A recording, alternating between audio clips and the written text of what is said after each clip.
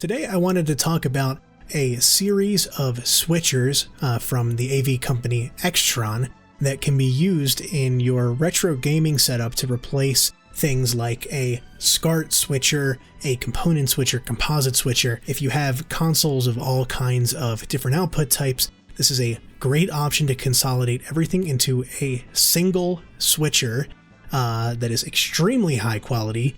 And in addition, it'll give you access to multiple outputs, not just multiple inputs. So you could have your Super Nintendo going to one TV, your Genesis going to another, your Xbox going to a third TV, or have your Super Nintendo going to all three of those TVs at once. So the series of switchers that I'm talking about are the Extron Crosspoint switchers. There are many different models and series of these Extron Crosspoint switchers. As far as the quality of the video outputs and things like that, they are all pretty much equivalent as far as people in our community are concerned. We're never going to hit the bandwidth limits and things like that. There are a few differences between the models that are important to note. The highest end models are the Crosspoint 450 and Crosspoint Ultra models. These have one of the most important features, which is an Ethernet port that allows you to control it through a web interface. I find this to be the most important feature because otherwise you're going to either need to buy a serial to Ethernet box, which still won't give you the full web page access, or you'll need to use the buttons on the front to manually switch things. The next step down is the Extron Crosspoint 300 series. Now, this does not have an Ethernet port. You're going to need to get one of these serial to Ethernet boxes that Extron makes to control it via the web, and those are the Extron S1, S2, S4. The cheapest one is the S1, and they typically go for about $25 after shipping on eBay in the US. Let's take a look at the eBay listing for the unit that I purchased. I bought an Extron Crosspoint Ultra, which is, again, the highest end one that you can get. It has the Ethernet port, which I consider vital personally, although it's not necessary. And this one has 8 inputs, as you can see on the back, and 4 outputs. Now, when you're looking on eBay for these, sometimes you'll see the number of inputs and outputs listed in the title as a 2 to 4 digit number. So for instance, if you see a Crosspoint 88, that means it has 8 inputs and 8 outputs.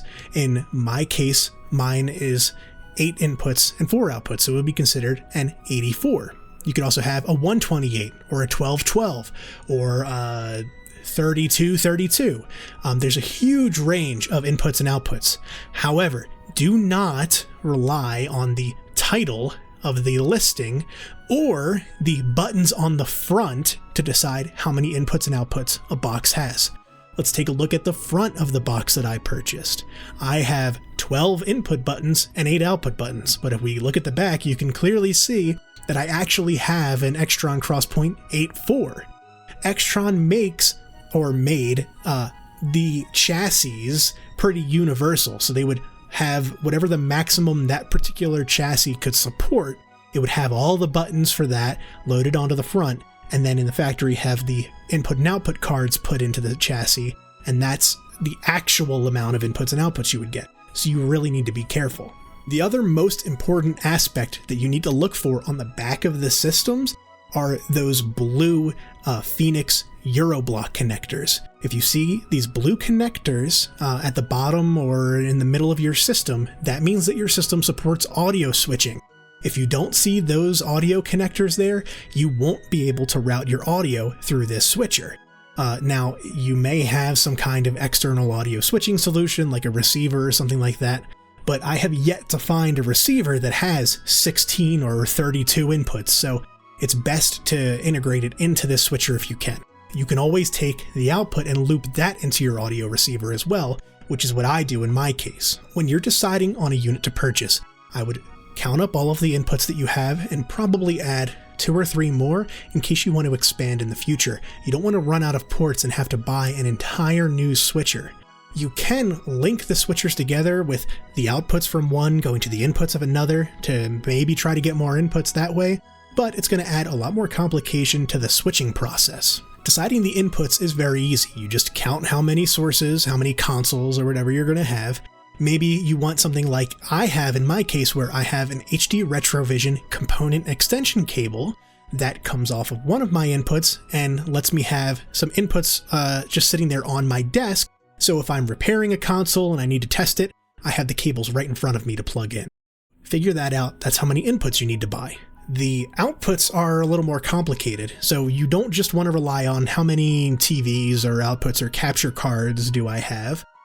You want to figure out how many types of signals you have, and then how many TVs or monitors you have. Let's use my setup as an example. All of my consoles use either S-Video or component. I have no composite sources or anything else like that. It's just S-Video and component. So I have two types of signals that are going to be going into my system.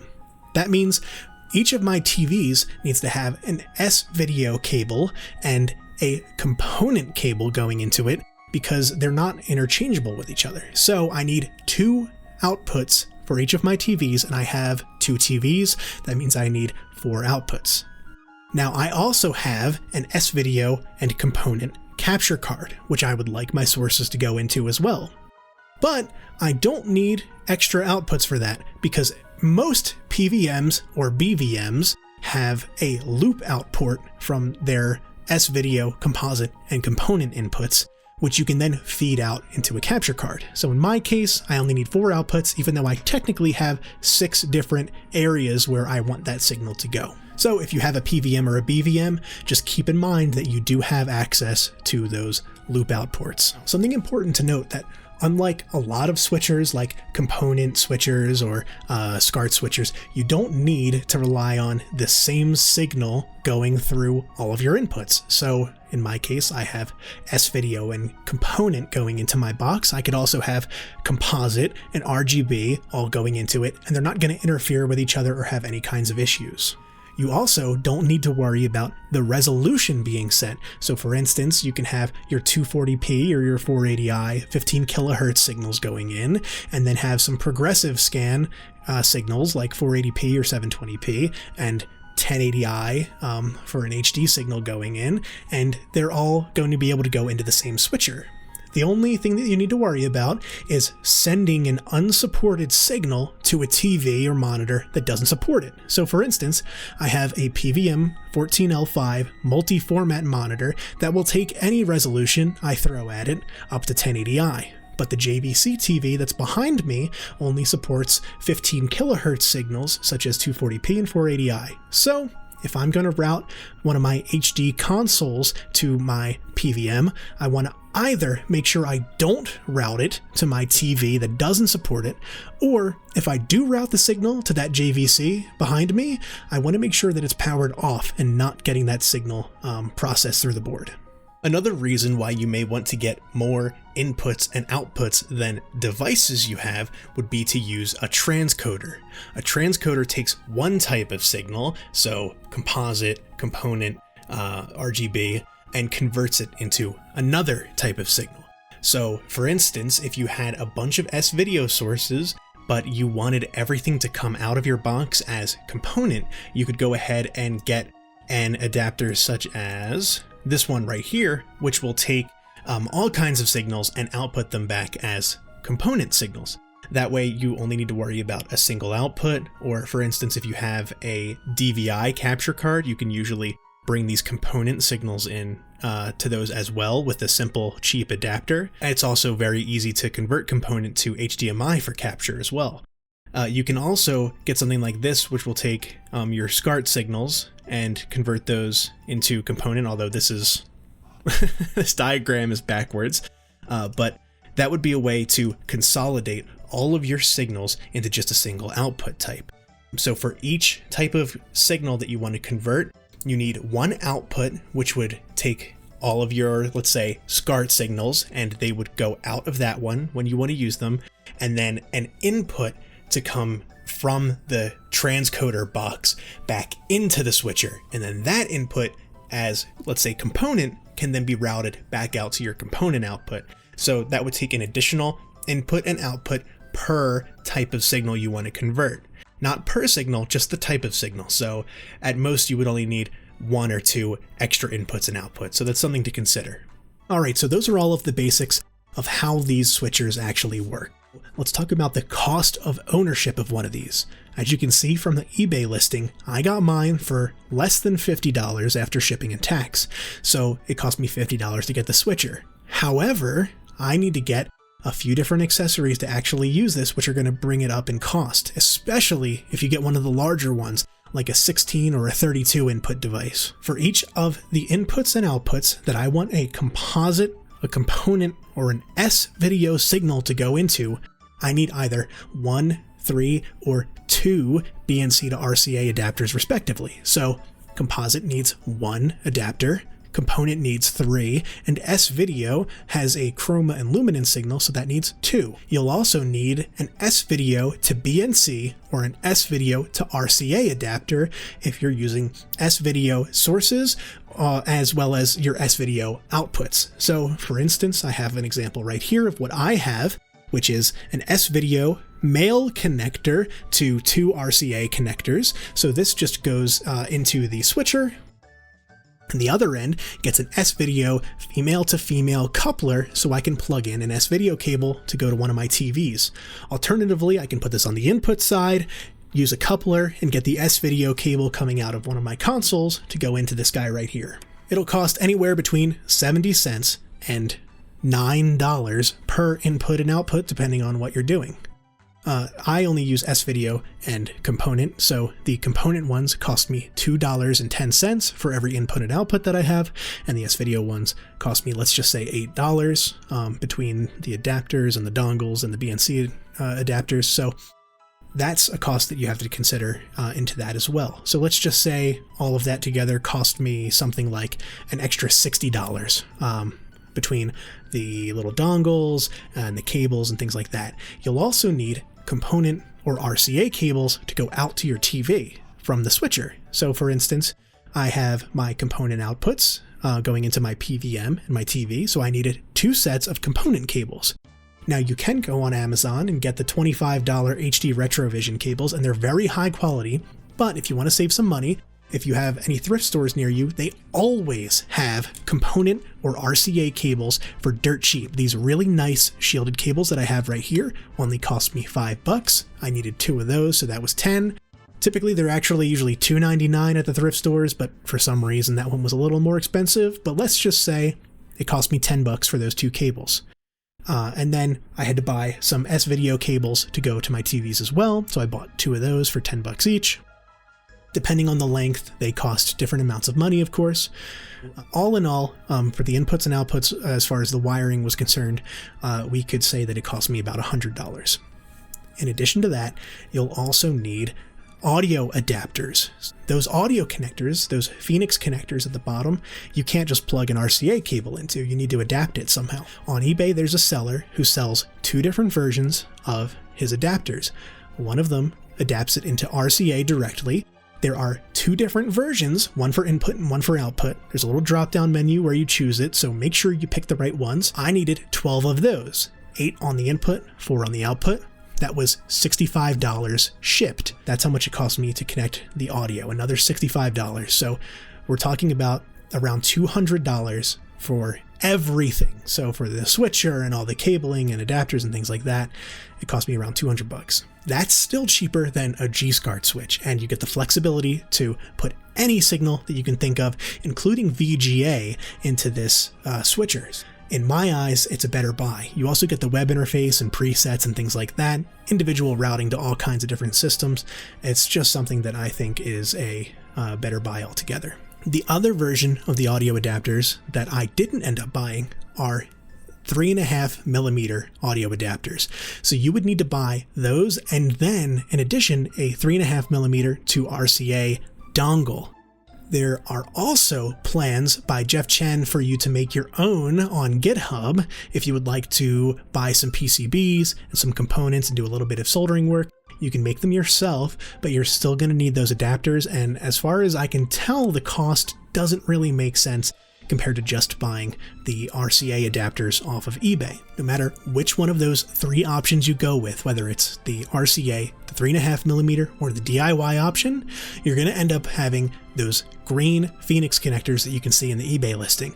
And you are absolutely going to need to sand each side of those down so that they fit flush when they're all put in a row next to each other. Because you're going to end up losing one or both of your audio channels on all of your inputs and outputs. So make sure you sand them before you connect them. In order to get everything wired up, I suggest when you first buy this unit to put it on a table somewhere. Don't start hooking your consoles up right away, and get all of your BNC adapters and get all of your S-Video adapters and all of your audio adapters and hook those up first. So you're going to want to start and do one row at a time with the BNC adapters. Otherwise, your little mitts aren't going to be able to get in there and screw those things in. So make sure you do that first out in a big open area. Don't wedge it up against your wall and start trying to wire stuff in. It is going to suck if you try to do that. Also, again, make sure you sand down those audio connectors, get them all in place, make sure they're all flush with each other, and you'll be good to go. Once all of that's done, you're going to want to get a few more things. So you're going to want a USB to serial cable. That way you can reset the Crosspoint box, as well as set an IP address so that you can access it over the network if you bought one with an Ethernet port. Otherwise, if you didn't get one with an Ethernet port, you'll need one of those Extron S1 or S2 boxes, as well as a straight-through serial cable to connect the serial port from the Extron switcher into the Ethernet adapter. So get that hooked up to your PC and load up the Extron software. This can be found on a shmups thread by user Doherty. I think that's how it's pronounced. I'm not too sure because it's not really spelled how Doherty usually is. That's what I'm going with. That's the hill I'm going to die on today. And you can go ahead and download that software, load it up, select your serial port, and set your IP address. Once that IP address is set, you can go ahead and get the Crosspoint hooked up to your network via an Ethernet cable. You can go ahead and hook all of your consoles up, hook all of your outputs up, do all of your cable management and whatnot, and make sure you take note of which consoles are going into which input, and which outputs go to which TV and which type of source that output will be using, whether it's composite, component, S-Video, etc. Now we can go ahead and load the web interface up and actually start using the switcher via the web interface. You can also use the front panel buttons to control it if you don't want to get it hooked up to your network at all, or you don't want to use the serial connection. To use the front panel, you're just going to press the button for the input that you would like to route, and then you will select the outputs that you would like to send it to. So the lights on the front will light up, then you press the enter key, and it will go ahead and route all of those sources for you. You can then pick a second source that you would like to route and a different set of outputs and go ahead and do the same thing. So let's go ahead and open up the web page by just entering the IP address that we put in the program and assigned to our Crosspoint into a web browser, and it'll pull up the page for us. So here we have the web page for our Crosspoint. Again, all I did was just put the IP address into my web browser. In my case, I actually created a shortcut. If you just right-click on the web page and do Save Page As, you can do a link, save it anywhere that you want. I have it on my desktop so I can easily get back in without having to memorize the IP address. But the very first page here is going to be the status page. Now, there's not a whole lot of stuff that's useful for us here. We have the different voltages going in and the temperatures and things, but unless you're having issues, this isn't really a page you're going to be using. You have the configuration tab here at the top left, which allows you to change the name of the device. Not that that, again, is particularly useful. You can also turn on DHCP and turn it off if you need to, and set a different IP address. I just have mine with DHCP turned on. This was something that I did via serial when I initially got the system. You can also set an administrator password if you would like. You can set up email alerts if you lose a signal, but this is more of like a pro AV thing. It's not something that we would ever worry about. And you can do a firmware upgrade if you manage to find a firmware file somewhere. Extron has all of this stuff pretty well locked down, so it's going to be tough to find firmware, but if you do, the option is there. The next tab is File Management. We're not going to be using this right now, but we will use it in the future. If you go to that Shmups forum link that I posted and was referencing earlier, that is where you can do the entire setup for a web interface that poster made that allows you to just open it up on a tablet or a phone, and you can have little buttons with your game console's icons, and it just loads presets that you've created through this web interface. But we don't need to do that right now. That's for a future video potentially. The final tab here is Control, and this is where all of the magic happens. So we have the default page here, which is the set and view ties. Now ties are just the routes of your inputs to specific outputs. We have this grid here with all of your inputs and outputs. So depending on which model you purchased, you might have more inputs and outputs than me. We have the ability to route the video and audio together, or we can just route the audio or the video only. I haven't found a use for that specifically, so I always just have this video and audio button selected, and that's what's selected by default. I told you to earlier take note of which inputs and outputs are going where, so have that as a reference while you go through this, and you can start routing things. So I'm going to get my capture card pulled up and my TV turned on behind me, as those are routed to different outputs, and you can see things changing live. Alright, so I've got my capture card pulled up over on this side. I've got my TV behind me, and I have right now input 1 routed to all 4 sources, which is my PlayStation 3.